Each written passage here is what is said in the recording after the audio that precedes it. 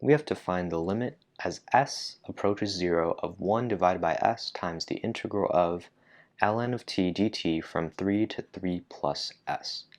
So we have a limit over here, an integral over here. Where do we start? Well, first of all, let's rewrite this whole thing as the integral from 3 to 3 plus s of ln t dt divided by s. And we'll just leave this limit until the end so we don't have to write it again and again. But anyway, we have this now. Well, there's this idea in limits called L'Hopital's rule, where you plug in the variable value over here on both the numerator and the denominator, and if the numerator and denominator are both 0 or are both infinity, then you can take the derivative of both the numerator and the denominator, and then go from there. In this case, if we plug in s equal to 0 on both the numerator and the denominator, well, obviously in the bottom here we'll get 0, but in the numerator we'll have 3 and 3 for both the limits of integration.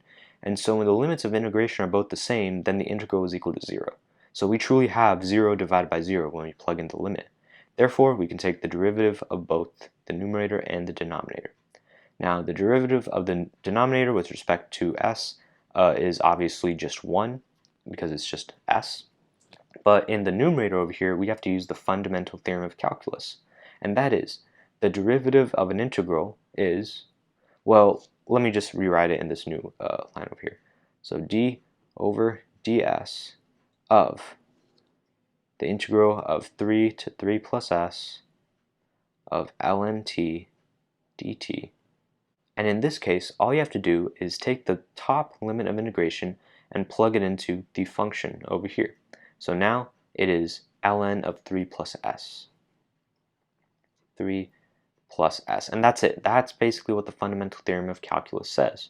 If you have the derivative of an integral, you take the top limit of integration of that integral and you place it inside the function. So now you have this, and we can rewrite, and this is just the numerator, so it's ln of 3 plus s over 1. Because remember, we took the derivative of both the top and the bottom. And again, this was the limit as s approached 0. Well, if we plug in 0 over here, we get ln of 3. We are done.